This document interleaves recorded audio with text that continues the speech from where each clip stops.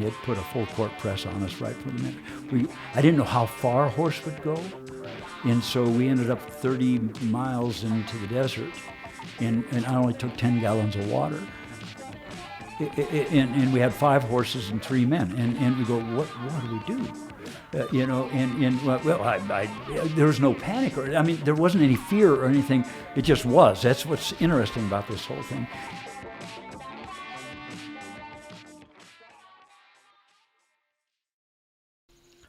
Hengesbaugh. Perfect. Hengesbaugh. Yeah, like that. And I've already started the tape, but this is, for some reason, I have this hard time with Jeff's last name, Hengesbaugh. And I think I finally got it. Anyway, I have Jeff Hengesbaugh here. and you can ask him how. You want to tell everybody how you say your name, Jeff? Well, I was in 4th grade before I learned how to spell it. My mom used the Mickey Mouse Club. She said Hengesbaugh, Hengesbaugh. We all sat there, and we finally caught it because names meant nothing. Yeah, no, I know, it's hard. Unless we were called for dinner. That's why, right. That's why I always just say, "Hey, Jeff." So Jeff is here in Santa Fe, and you live not far from here, right? I live in downtown Glorieta. Yeah, that's what I thought. Yeah. And I don't even know. This is why I love to do these podcasts. So I get to really know about you.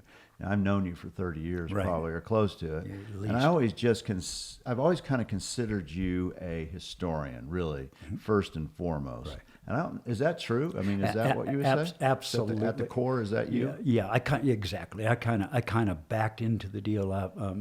I lived in a house in Ohio that was built by a surveyor for George Washington. My windows were about 12 inches high and 6 feet long, so you could shoot out of them.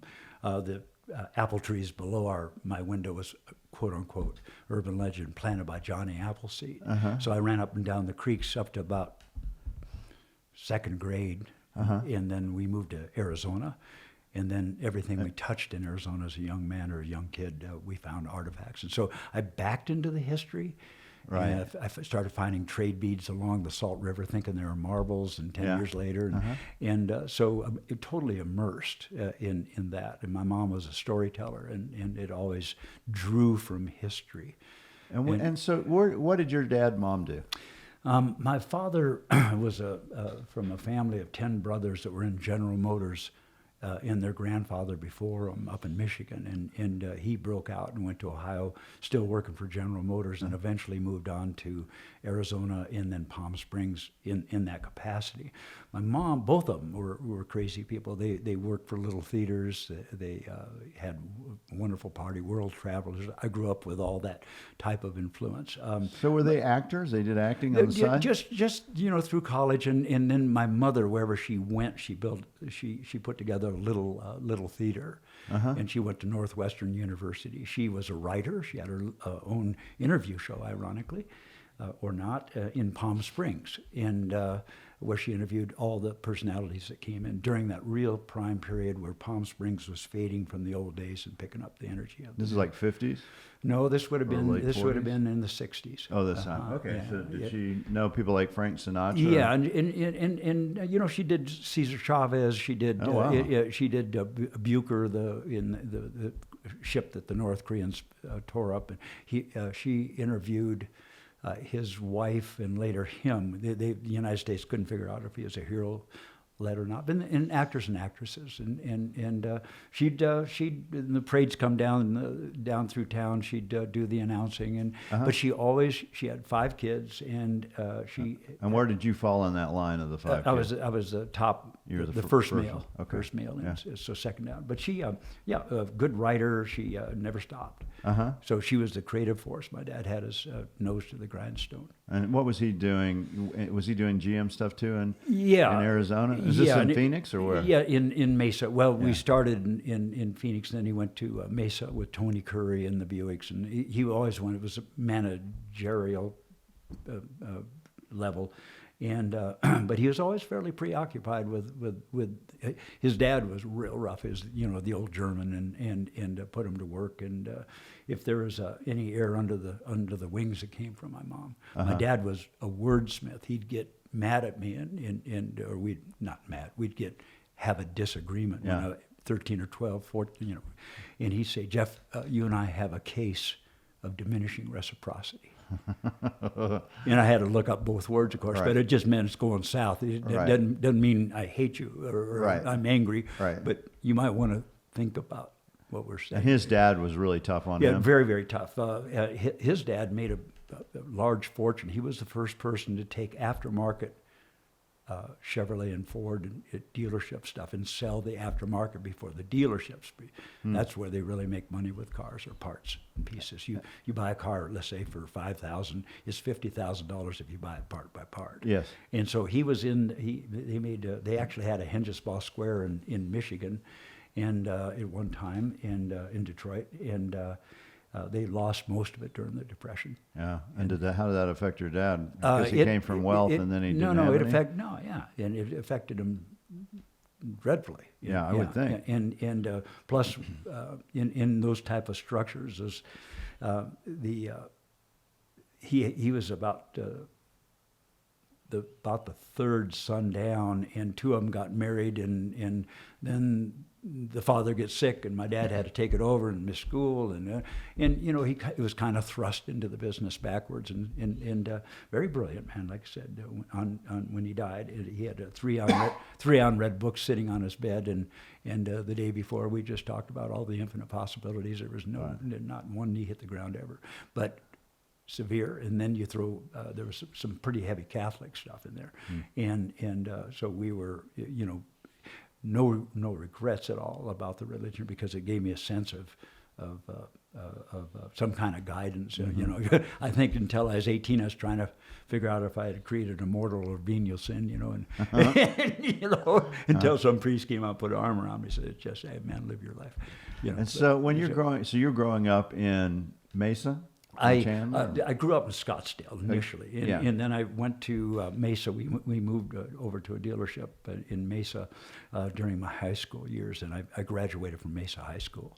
And then that night I hitchhiked over to California and got a job robbing stagecoaches at Knott's Berry Farm.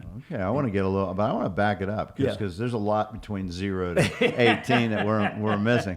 Like one of the things is when did you really find this love of history, native art, and Western art? It was like a fish in water. You didn't know it until you were out. I've always been immersed in it. Right.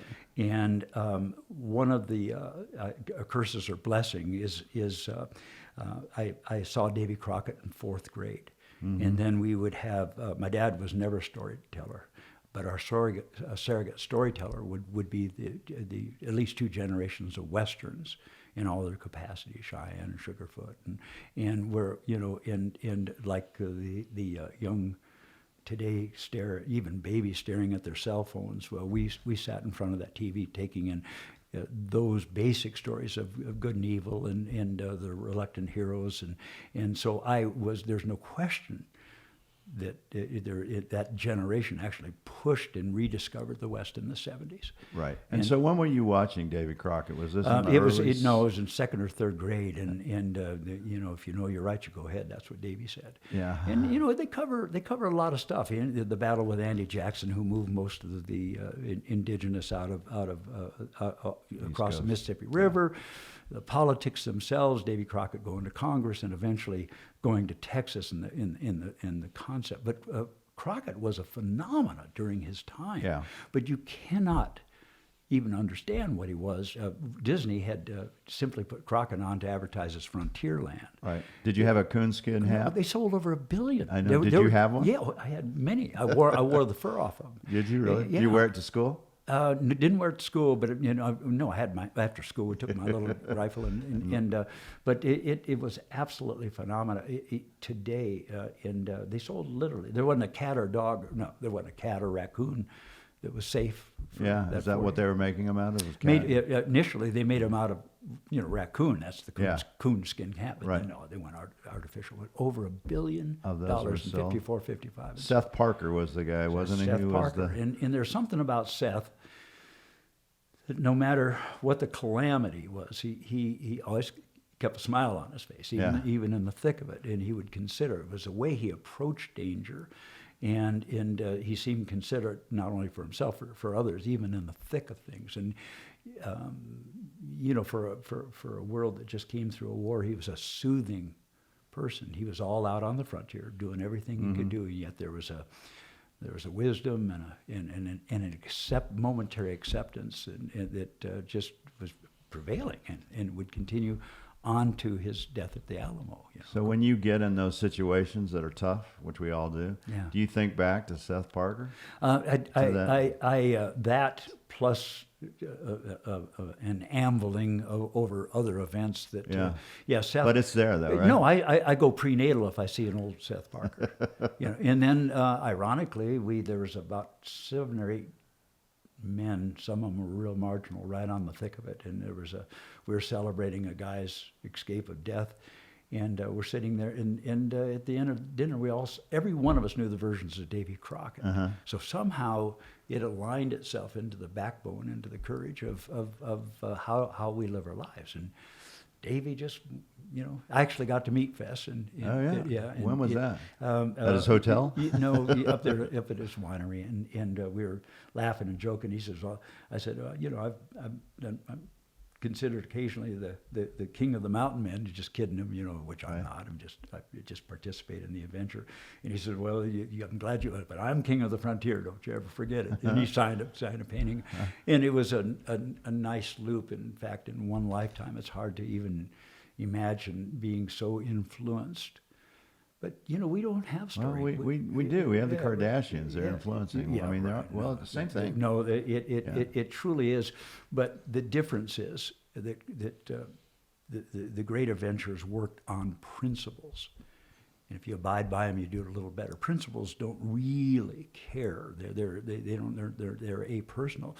You and I want to climb the Everest. Well, we pay attention to the principle of gravity. It doesn't guarantee our safety, but the closer you align yourself with that principle, you'll probably do better. And if you start screwing around with it, you'll probably do it a little less, unless you're lucky. And that's the difference between Crockett and our heroes. There was a challenge, and there was a content, and there was a gift to the psyche that if you prevail, if you don't drop to a knee, you'll do all right, and it'll turn out. And even if it doesn't, then the adventure itself. We're all pushing to our understanding, and there's so few times in our American, regretfully, our country, where the youth get shoved to the borderlines without having to kill somebody. And nature's one of them, and of course. But that was the surrogate storyteller that I sat there like it beamed.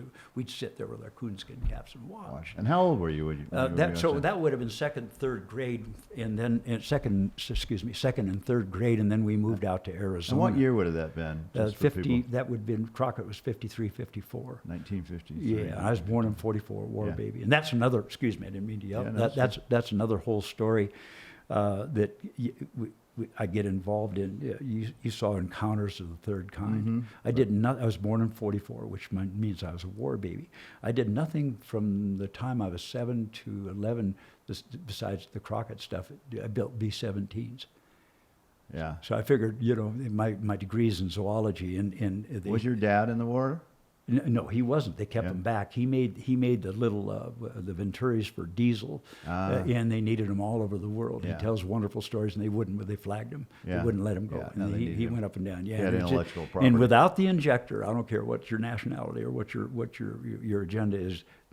Nothing moves without that. And they kept him, and they froze him, and they froze him, and they froze him. Yeah. And hell, he had calls in the nights from the Japanese and Germans and trying to get these damn things. So he stayed there, and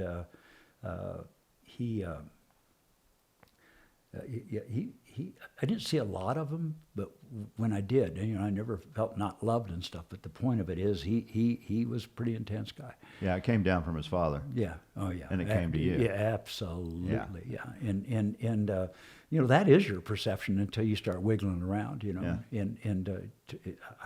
One of my wiggles around, we had every creek that I could get to from the time I was probably third grade or fourth grade. I followed for days, and finally parents would find me, put out a search thing. But I always wanted to go beyond the familiar. So you would literally you'd follow a creek, and you wouldn't come home? No, I wouldn't come back. I was so fascinated. It'd get dark, and I'd get spooky, but then, And you'd spend the night out there? Sometimes I spend the night, and sometimes I work way back up. You know, I had there was a declension of ass pounding, depending on how late I got at night. So sometimes I ran back up the creek. And what happens on those occasions? just you didn't come home? My mom was regretfully a pushover, and she I grew up thinking the worst thing that can happen in life is having your pet cat run over or a ball game rained out. Yeah. And I never woke up to this day with an intent with malice aforethought. Yeah. To hurt somebody. There's too no, many. You're a kid. No, but still today there's too many things. Why would you anyway? So it's a good thing and it's a bad thing. You put out and then you have to relearn everything as you know, or you don't, and you just go through life doing. So you had this wanderlust in you for sure, or an explorer, without any question, sure. Yeah. And because I aligned myself immediately with the frontiersmen, and that's what you kind of saw yourself doing when you were doing that. You were exploring your frontier. It was independence. Yeah. From thought, it was independence from any other thing. Like Davey said, if you know you're right, you go ahead. Doesn't matter what you get into. Yeah. But you better know you're right, and it felt right. So is that Davey, or is that Seth, or is it both? That was Davey and Seth, and both, whatever the case may be. Okay. But the point is that the only learning, the only true energy of the experience itself is getting beyond the familiar, and it may be a metaphor. You know, I expressed it in different and crazy ways, but it is that's the edge where you bring back the information and you pay for it. There's collateral damage all the time, but the alternative is absolute suffocation. Yeah. And then in the difficulty with the material world, and without getting into, I mean, with setting your course just for the object of money or something, that you pay for everything, and America is fairly incredible, but the frontier, without any question, even to this day in Europe, it made it exceptional.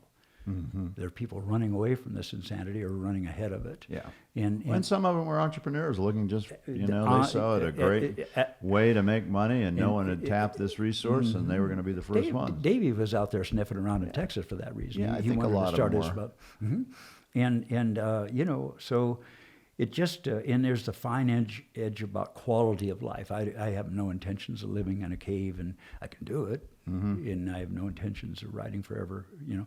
And even with the change of cultures throughout the world, you know, one of my specialties is the Spanish borderlands, and when Catholicism or that concept came in, it's fascinating to me. It was the Spanish were the only culture. And I'm not in any way an apologist, but when Columbus brought Indians from middle Mexico, she said there will be no slaves. They have the same. They are of the same, and by a quality that we all have, and so you will not bring them back in subjective. And as early as 1501.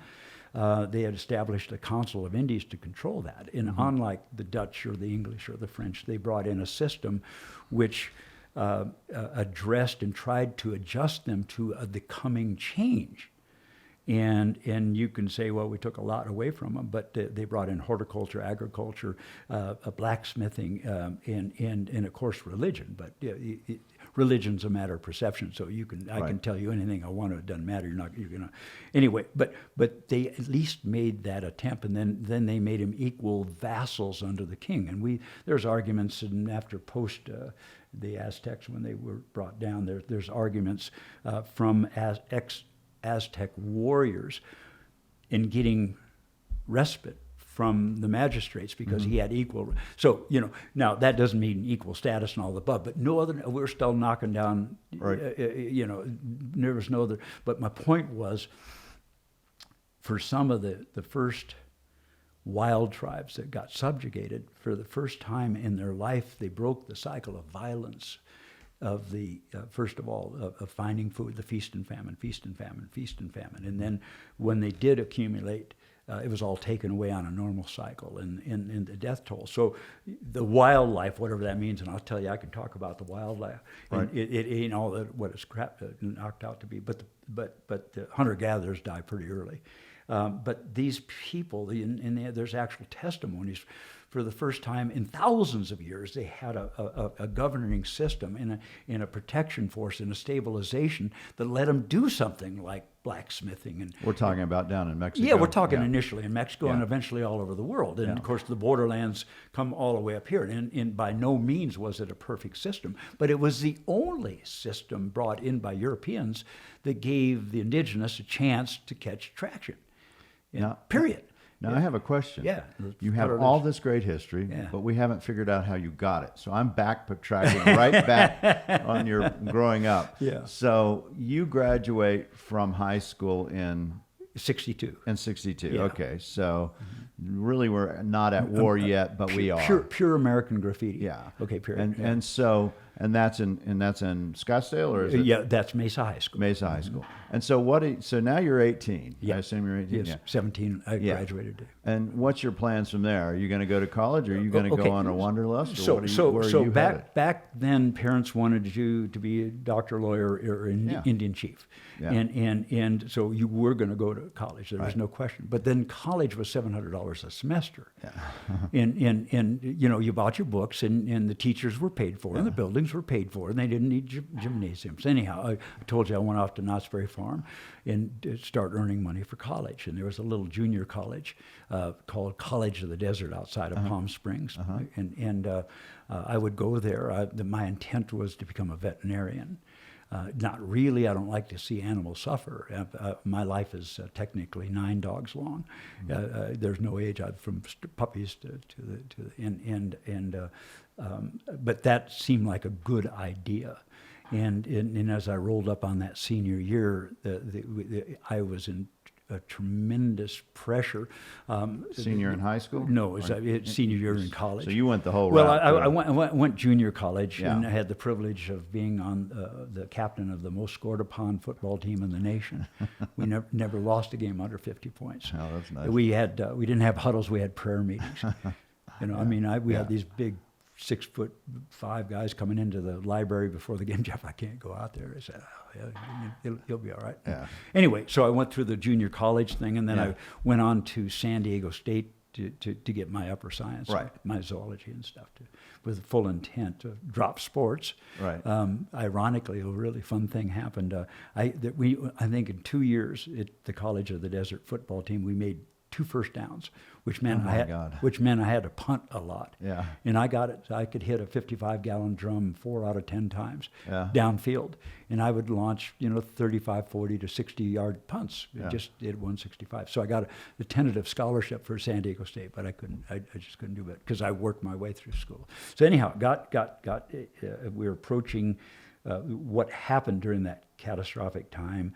Is that because the draft was so imminent? Yeah, that, right. Well, So you graduate from 62, right? Yeah. So all the PhDs and masters came back and overloaded the classes rather than get drafted. Right. So in my zoology class, we had all these brilliant guys. And gals. We had 80 people in there, and I was just in there, and I was so below the curve all the time because these guys and gals had done. And there's a real reason for them to do very well in school. Yes, you betcha. And so. At any rate, they only allowed 8 semesters, and because I'd played sports in my first 2 years, they drafted me. And Is this like 65? no, this would have been now, 66, 67, I think, 67, yes, or late 67, early 68. Okay. And So you've got quite a bit of college underneath you then. yeah, and a lot of fun things happened working my way through college. I did the pizza thing, of course, but I worked for the road crew in Palm Springs. It'd be 120 degrees. The tar, I'd crack seal. Oh yeah, I always wondered how people did that. For miles. How do you do that? It looks like the hardest job ever. Yeah, you have 2. Yeah, it is. You have 2 3-gallon cans of tar, and you have a trigger on them. Right. And depending on your strength, and you just follow cracks forever. The smell too. And it got to a point where now if I smell good tar, I get prenatal because it was a very peaceful time. All the men that So you worked, like the smell when you I smell. did, and all the men around me were World War II vets. Yeah. And they had pounded their life force in their 20s, and when they came back from the war, they'd been there 5 or 6 years. They just drifted and eventually got into county and government jobs where they couldn't be ousted and they had some kind of health care. Yeah. But the guys beside me, one guy was shot down twice in a B-17, another guy was a tank commander, another guy used a 175, and they were just heroes beyond heroes. But no one talked about it. We just were. In fact, they asked me to slow down because they said, "Son, you're going to be going back to college." He said, "You're making us look bad." Yeah. It's the first time in my life I ever dressed dedicated. Slow it up, buddy. Yeah, you betcha. But in the barracks we would find we were in the World War II. A lot of it was staged in the desert with Patton around Palm Springs, and we'd move things around and find lighters from fighter groups and forces. And you were looking for stuff at that time too, for artifacts? By its nature, I was fascinated at anything that threw me backwards from my own damn limited thinking. Yeah. And you find a clover leaf in a lighter where you can see it and see it where it's floating in some kind of alcohol, long since gone, and you go, whoa, that was in the pocket of a guy, and what ended. So I started, right. And it pulled me, like I said, from the mundane. Yeah. Objects have history. But I did have one historic. I became friends with JFK during that period of time. Okay. And so we... and this is when you're working... Yeah, when I'm full of tar and 120 Okay. degrees and I'm outside. And they wanted to land his Air Force One, and the small airport at Palm Springs wouldn't allow it. So they laid down... we had to build a new tarmac so this 747 could land. He, at that time, was in the middle of a lot of intrigue, either with Angie Dickinson or Marilyn Monroe. He landed, I was there working on that for a month. He landed so many times, so we waved at each other. Is that right? With unannounced, no bands or nothing. Yeah, right, I was all covered tar, and he waved, and I salute him, and he'd salute, and he'd smile. You could see his teeth, 30 yards. And then, so was this like 62? Yeah, this would have been 63, 64, when he was president. Yeah. Yeah. And so Air Force One would be there, and of course Sinatra at that time was before the turn. Bobby got in, right. Took on. All this intrigue was going on, and in Palm Springs it was nothing to see Sinatra or any of the greats just walking around the street, and Alan Ladd and all that. So it was perfectly natural to see the president going by. You didn't think anything about it. It wasn't an event. It was part of a life. And I'm sure you didn't think he was going to go see Marilyn Monroe or one of these. No, either. hell no. It was none of my business. But by God, he was my president. And I got caught tar. I had got tar in my damn eyebrow at one time. I got stuck to it. But what a privilege. Yeah, no. For whatever. And so those events that later on, of course, when he went through the gauntlet of his life, and you start reading how it was when he was out there in that shark-filled waters off the PT boat, Sure. and all the things and all the brilliance and all the wealth and all the intrigue, you can't help but it's like a vortex between, and so at that time there was no real frame of reference. I really didn't want to be a vet. I didn't even know what a veterinarian was. I never spent 10 minutes at a vet's other than you became a vet. A different kind of vet. Yeah, so, and so you got drafted. So I got drafted. And what branch of the service? Just in the U.S. Army. In the Army. And they put me in communications. I ended up eventually teaching. This is way before the digital age, and they would take they set up these little communication shacks and drop them on a mountaintop, and then we'd set up signals and bounce them off mountains. And so you would be in Vietnam in these little... In that capacity, I would. And then the other things happened during that time.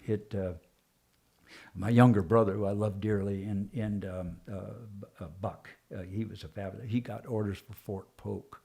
So I tried to block him from going. I didn't want him to go and if I could go ahead of him, I'd rather do it. The Sullivan Act. Are you familiar with the Sullivan Act? During World War II, 5 young men went down on one ship. They made a movie of it. That's Saving Private Ryan. Well, the one was Saving Private Ryan, where they weren't going to get. Right. Anyhow, that energy was going up, but I didn't think of anything at that level. I just didn't want to. Hell, we play baseball. I just didn't want him to go. So I tried to block his orders, and I was unable to. So he goes on to Vietnam, and he gets involved in 501st Infantry, 101st Airborne. and thrown way out to the fringes. So I go back to Augusta, Georgia, and my orders come through 3 months later. So I went to Vietnam to block him, to get him out, and it worked that way. But it was far more complicated. He, of course, at that time, he was out of communications for 1 or 2 months, and then when he got wind that I was coming, he tried to block me from coming. So it was going on. So anyhow, I prevailed. And so he got sent back. Well, it's a little more complicated than that. I got captured by the Russians going into Vietnam. And I was in a real big hurry, but we got nailed over the Sea of Japan, and a little MiG came up to 30,000 feet and got under our transport plane, and we tried to turn to the south, and he blocked us and drove us down. We spent about 6 days on an island, a MiG base, the old Japanese captured island, and that's a whole different story. But eventually I got in. And well, that sounds like a pretty damn interesting story. It's a different one. When I came back, when I came back, it was, I wrote anyhow, as I lost my MOS, my mode of service, and I ended up in MP in Saigon, just attached, just fodder. And it was right after the Tet Offensive, and we were filling in. 68. Yeah, and so many of the MPs got, but I wasn't trained as an MP, but it put me in a position where I at least got to go back to a barracks at night. So I wrote under the heading of Saigon Journals, and it was published in Palm Springs, and it became the basis of a screenplay when I came back called Honorable Mention.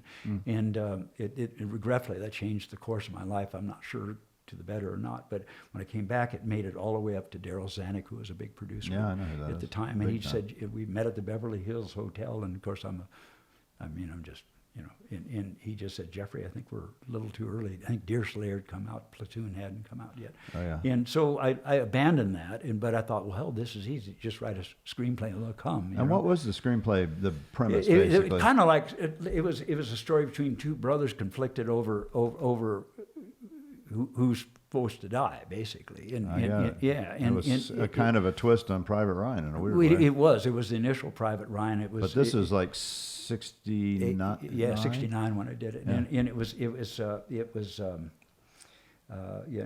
real love story. But it was behind. It wasn't a pro-war or anti-war. But I entitled it Honorable Mention because Nike made honorable mention suck, and it's really wrong, especially when you're losing a race by 0.005 seconds, and it was a very honorable mention, and not my actions or Bucky's actions, but the actions of everybody that was involved in that whole in the whole thing. And so he said, "No, you're too early." He's a little too early on that. But you thought, well, I can be a screenwriter, maybe. So the next screenplay I wrote was a story about a mountain man by the name of James P. Beckworth, a black mountain man who absolutely fascinated me. He was a little big man without the alcohol. He was on fur trade, and this is a real historic figure for those who don't know. Crow chief, and then he was on the.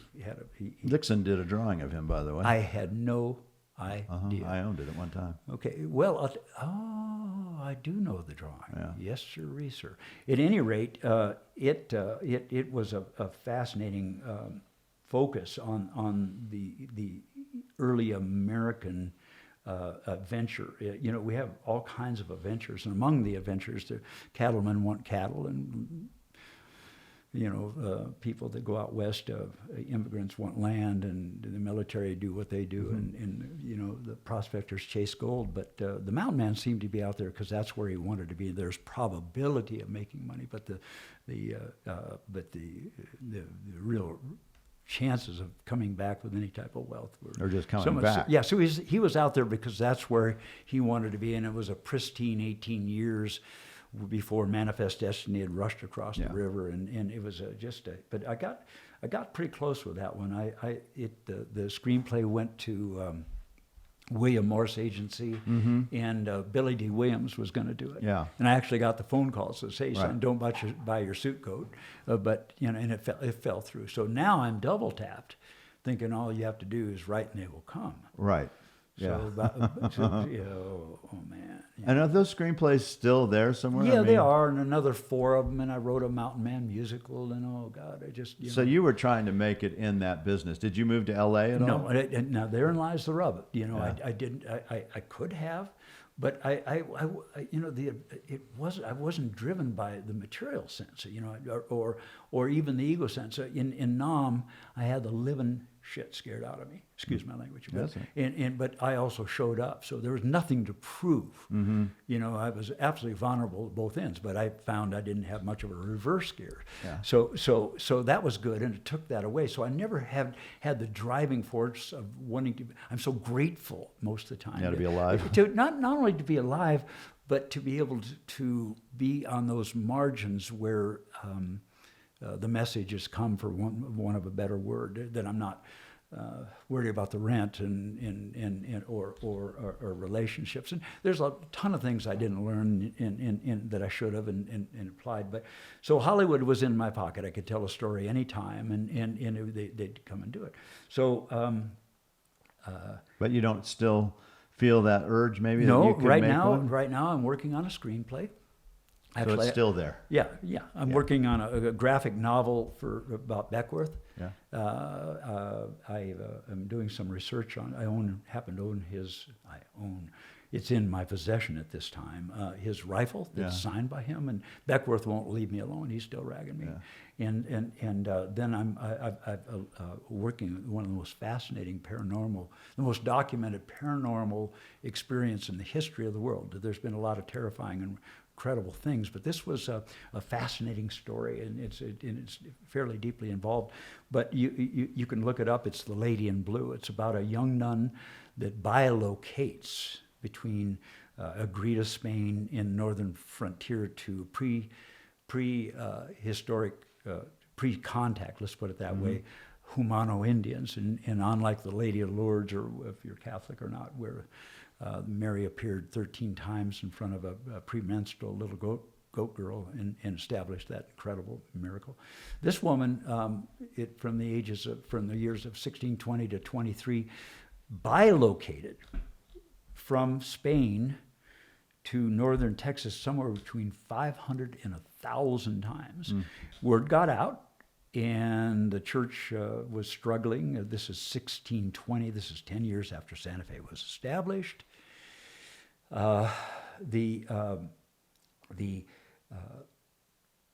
confessor betrayed her. Said, and she was describing buffalo, and these 6'7", 7-foot guys dragging buffalo down by their tail and pounding them into submission with rocks and blah, blah, blah. And they said, we can use some money. The neophytes the church had put together. Let me back up a little bit. They were going to abandon New Mexico as a province. And Oyate had come up, and he'd spent $1 million for the privilege to be governor. And his father was a mega billionaire from the Silver Strikes in Durango, where he could peel it back with a pocket knife, and he came up looking, and the settlers suffered the consequences. Anyway, and the Acoma Indians. Yeah, all the above. Yeah. And so by 1620s, the priests had been busy, and they had about 5,000 neophytes that they're afraid to abandon. And so, but Spain was going to pull out the province. So they heard rumor of this woman flying, or whatever, however you want to getting visions of what it was. and they decided to use it as a miracle. And so the head custodian at Santo Domingo, they asked him to get his body. Well, what happened was some of these humanos come 1,000 miles trotting across hostile Vaquero Apache country and come into the Rio Grande Valley and say, hey, we need a priest. And they said, what are you talking about? Anyhow, that's how they first got word of her. So they send the custodian out to find her in northern Texas. That's part of the story. And it ends up, he also goes to Spain and interviews her. But to this day, it's the most documented case. And once the church found out that it was true, they're trying to backpedal, because at that particular time, they didn't want a woman with the attributes of... so this is a screenplay. Yeah, it's a screenplay. Yeah, it's called Holy Anna. Yeah. But so, I'm still in it, and to a point of... like I said, I don't know if it's a curse or blessing, because it's like crawling through oil. You have these great ideas, and then you say, well, my God, there's 1 billion screenplays. There's 1 billion books. Yeah. What are you doing, and who do you think you are? And you have to be in Hollywood to get it to work. Yeah, and all the above. But there's some interesting things going on. I think you enjoy the process. Oh, yeah. Well, I would, but in our life, just doing this podcast, there's a show starting in a few minutes that you could be doing 1,000 things. You could be wringing your hands. That's okay. You have to prioritize. understand that, but Right. that's tempered over an anvil. You just don't get there, Yeah. and that's why one of the wonderful. That's why you're such a fascinating character. Besides your name, anyway. So I have a question. Yeah, though. go fire back. Yeah, you did some amazing things when you were young, though, on horseback, right? You took these long trips. Well, when I got back from Vietnam, I tried those 2 screenplays, and it didn't happen. So I made a promise to myself I'd stay intellectually firm if I wrote a screenplay a year, but I just could not connect with the concept of money for its own sake. Whatever the process of my younger life, I didn't learn a lot of relationship skills, especially with myself. And so I loved my women dearly, but they were like pieces of art or adventures. There was no concept of structuring in those disciplines necessary. I was wild and woolly. For a number of reasons, but I regretfully was given a pretty good set of wheels to think, in a good physique, in the sense of endurance, Physicality, and a blessing which you don't think about at all. But I couldn't land. I couldn't figure out. I tried to get a job in zoology, and that time there was one institute. It's called the World Life Research Institute of Colton, California, and I met the man once, and they were taking young students and putting them on islands, and if you saw a bunch of tuna swimming backwards, you'd report it in by telephone. Right. And that was a pre-computer Right. system, yeah. And I went down 3 times, and I couldn't get the job, so I just did not know what to do. And so I had remembered Davy Crockett, if you know you're right, and I wanted to put myself the promise of always heading west, which is a metaphor. It's climbing beyond the familiar. And the only thing I knew is, like I said, my storytellers, my wise men all said, head west, and there you'll find. And I had figured out pretty quick that dying of thirst hadn't changed, or being lost or lonely or whatever. But I took the lifestyle of the mountain man, and what makes that so complicated is he traveled on a horse or mule. And I was a Boy Scout my dad wasn't a real organizer. I was a Boy Scout for about 2.2 days when someone crushed my tent and stole my candy bars. I got out of that. I never went hunting. I never skinned a deer. Right. I knew how to saddle a horse because I robbed stagecoaches at Knott's Berry Farm. Yeah. But I had the dream. And I thought, what would happen if I got the tools of the mountain man, the horse, the gun, the knife, and the tomahawk, and then put it on horseback? Could I not?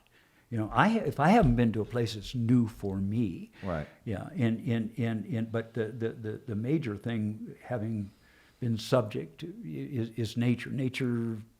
Yeah, she's a bitch. Well, she's absolutely a bitch, but it's not personal. Yeah. The creek, no. the creek, but that makes a huge difference Yeah. because we take offense so easily here. But all of life is the same. If you get back far enough, it's all impersonal. If you rub me wrong, it's just where you're coming from and I'm coming from, Right. and I can't. It's just what is. Period. Yeah. So nature, the creek that would water your horse would wash you off 2 weeks later in a flash flood. Yeah. Or And- poison you. So Or- or whatever. But Yeah, you just got to be careful when you're in the back. There's only 2 things that I'm aware of in our country and available for us. One is that levels us from our personality. One's the military. You can't see the car you drive. We all dress the same. We all eat the same. So you're down to your personality, how well you can take a joke, how well you can shoot, And how well you can take an order. Yeah, and exactly. Having been in the no, military. but that's it. But they don't want you Right. to think, and they don't want you to be brilliant. They don't want you to be smart. Yeah, they want you to do what you want them to do. That's right. Yeah, and then there's consequences.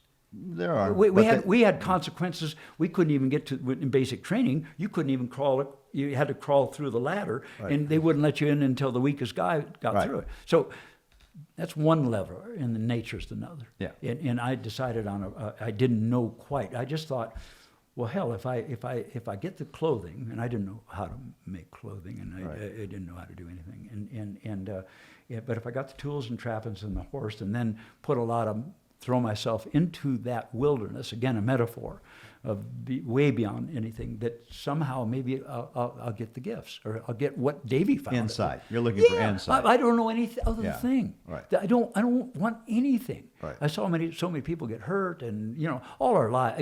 I mean, and it's not skewed toward that. It's skewed toward you're extended in marginal conditions, no matter what it is. If it's a business or whatever, That's true. It doesn't have to be that dramatic, but it's frickin' that painful. But when you're going into nature like that, and so that's what I decided to do. Now I'd come out of down through history. And how old were you at this time when you were going to make my early this? 20s. I just came back from now 24 or something. 25. Yeah.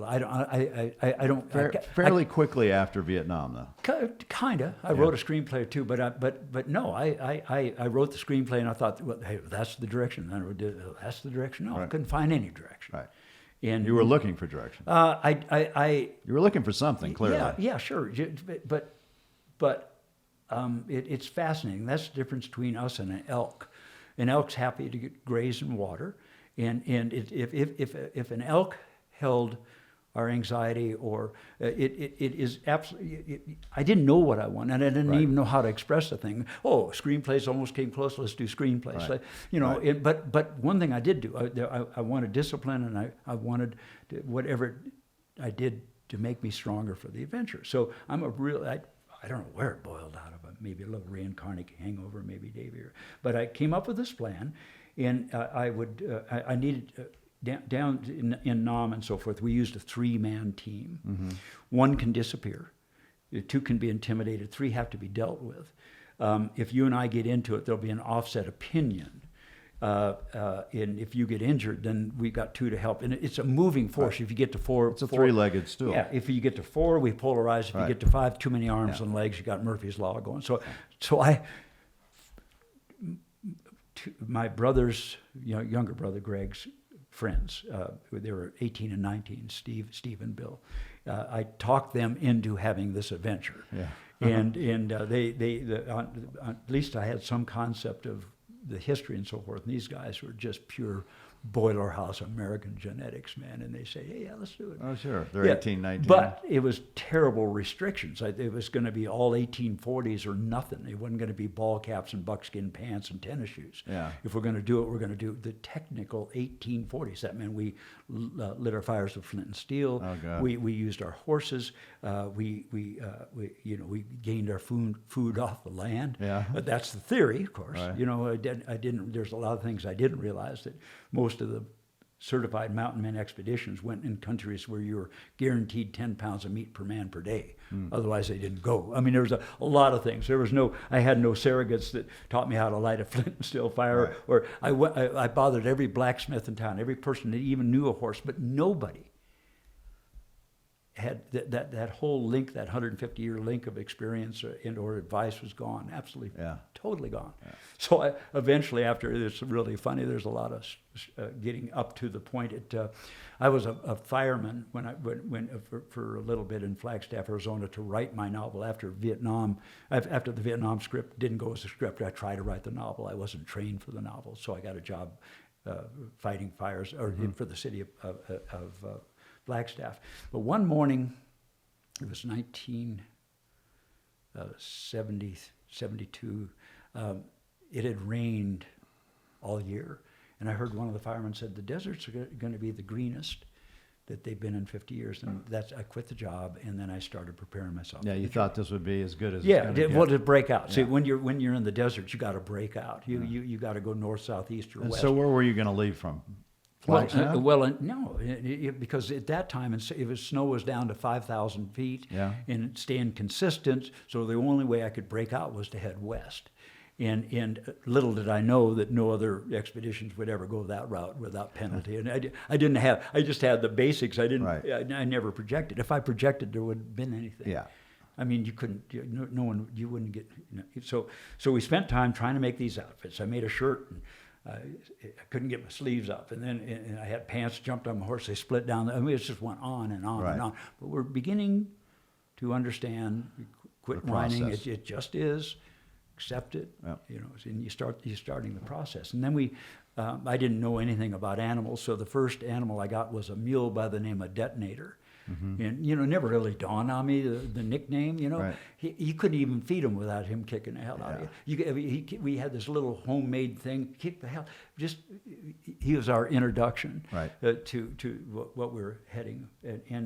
So we would try, it kept raining and raining and raining, so we made our buckskins, and I just figured I bought backyard horses where nobody wanted them, but they had at least a vet history on them. And so I slowly gathered this misfit herd of 5 horses. The mule turned out I couldn't take it. It had equine encephalitis. I couldn't take it. Oh, yeah. So then I came up with a plan. Well, where are you going to go? And I said, well, why don't I head west until I hit the Sierra Nevadas and turn right until I hit Canada? And that removed. You can't get lost because you really don't. You can't get lost because you really don't know where you're going. Right. So that's virtually what we did. We ended up at the outskirts of 202 Avenue and McDowell Road, in our expedition of 3 guys, and we got a dog out of a pound. His name was Jedediah Growler Smith. What was the dog for? Was that just company? No, I don't know. Remember, I had dogs all around me, Yeah. and this guy was a real springy, strong, about ready to be killed type dog, and we just called him Jedediah Growler Smith. He looking back, probably a Guinness Book of Records. He peed on every bush from Arizona to British Columbia, and so we had this little expedition together.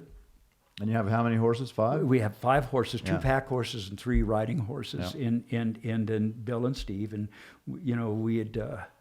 I was still reading How to Pack a Horse with Joe Beck, and Right. so turn that rope over. Right. And they came out to see us, and there's Phoenix behind us, and the haze coming off the buildings, and there was the Harquahala Plains as far as the eye could see, and we. That's the greatest transition between perception and reality I ever took, was that first 30 feet. Caught the rope underneath my horse's tail, and we bucked off, and things flying, and his people were saying goodbye. And that Was there a crowd there? listening? not a crowd. We had Your friends? just mom was. By the way, there was no telephones. So Yeah. just so for No. the people who are listening, this is pre-cell phones. You had Yeah. telephones, but you'd have to find a landline or pay. Yeah, but you just brought up an incredible point. Well, we can talk about that later, but we could not duplicate the journey I took. Yeah. That first one today. The Park Service, even when we were there, wanted us, when we ended up in a park, they wanted us to put diapers on our horses. But anyhow, so our technology was 1840s. We entered the desert. We had no concept of where we're going except west. We just followed the sun, and it put a full court press on us right from the minute. I didn't know how far a horse would go, Right. and so we ended up 30 miles into the desert, and I only took 10 gallons of water. And we had 5 horses and 3 men, and we go, what do we do? Yeah. There was no panic, there wasn't any fear or anything. It just was. That's what's interesting about this whole thing. But then at nighttime, we put our horses on hobbles. Yep. And to keep them alive. I try to figure it out. If the horse needs grain, but if you had,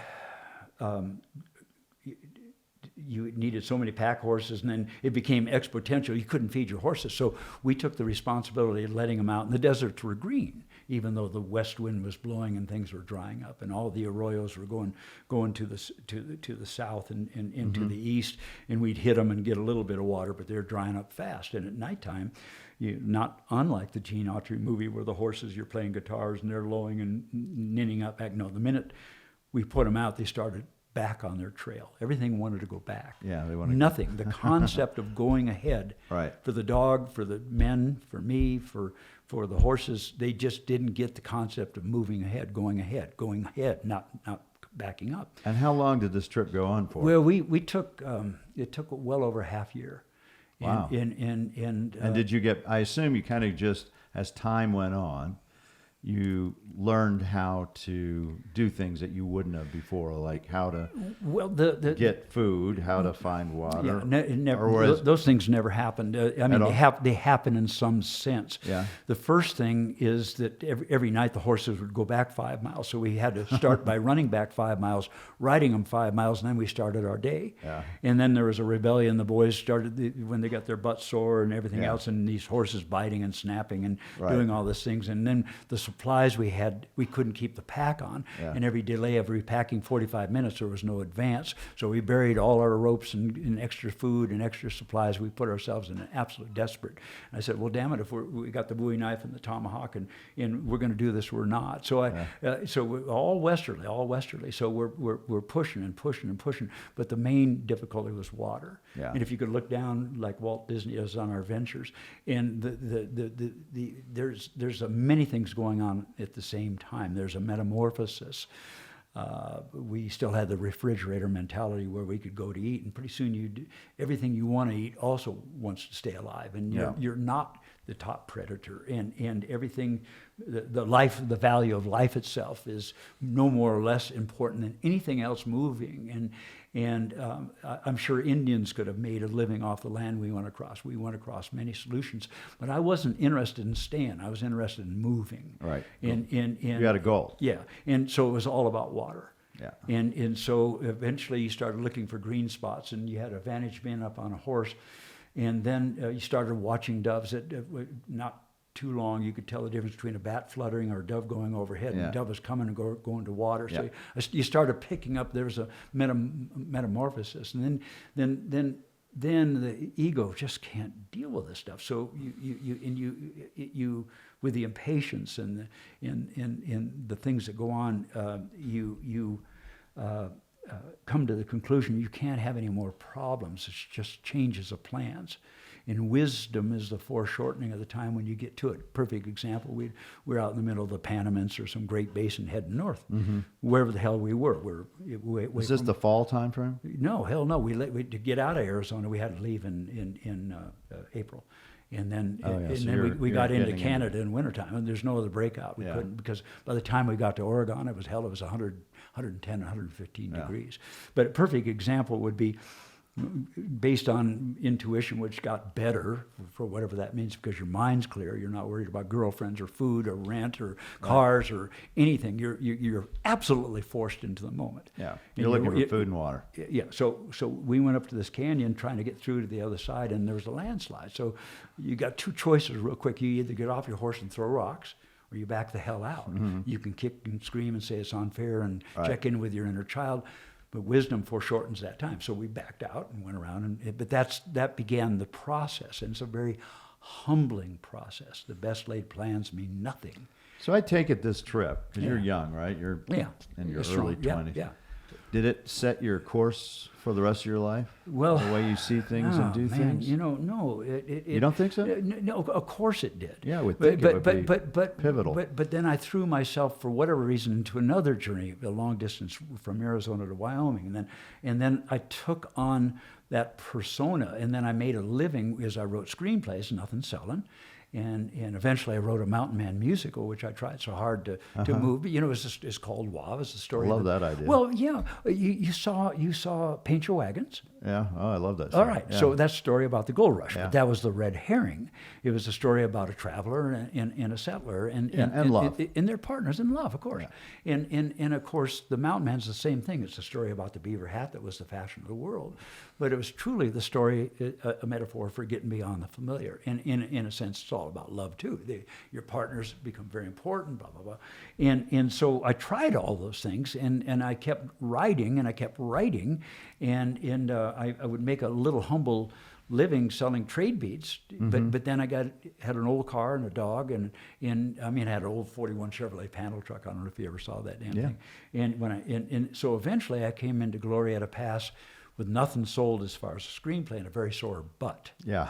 And absolutely, I think the greatest financial pressure was $75 a month for a trailer staging my next expedition. I didn't need anything. I didn't want anything. And you're late 20s at this point when you get to Glorieta? No.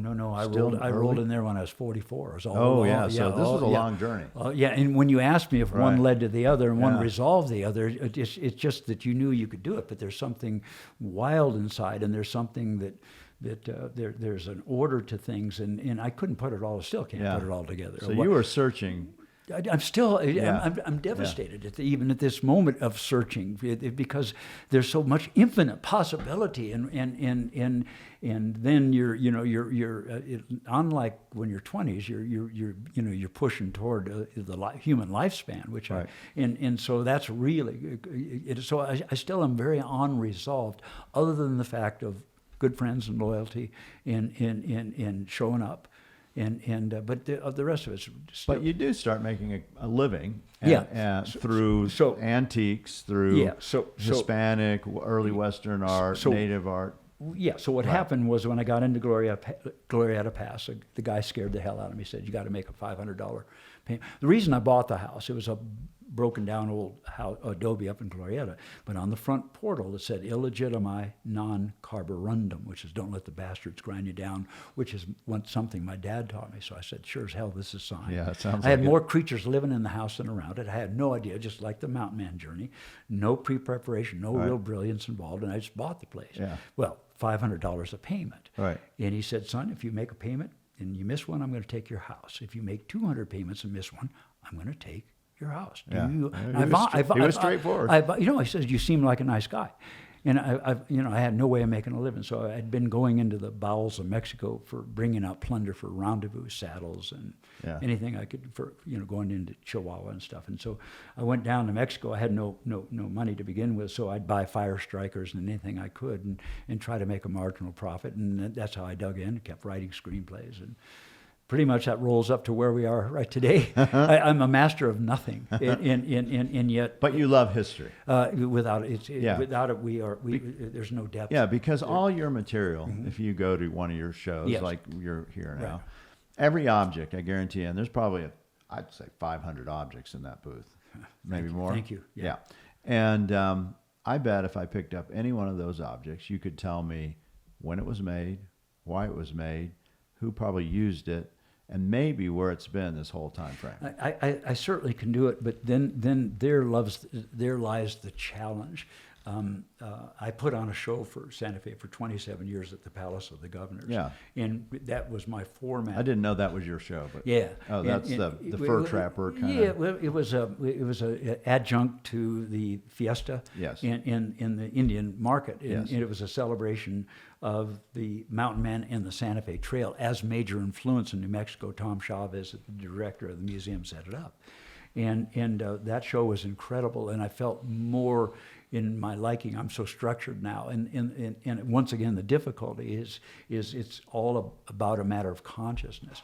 And I travel in such strange worlds. It's sometimes, I wish I had the rugs and this jewelry and something it's consistent, or the Colts or the Winchesters, but I don't. I have a death cart, and I have these strange things that if you sit down, but they're not for everybody, and it's a struggle. Yeah.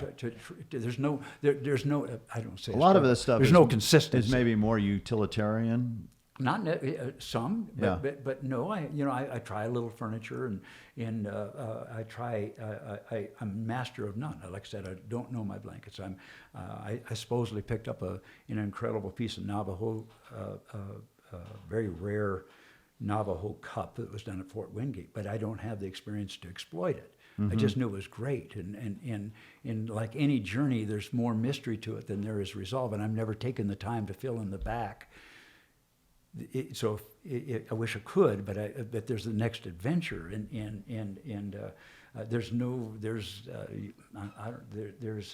so my shows, unlike there, what I had the format, and I could explain the history and so forth. People don't even ask the question.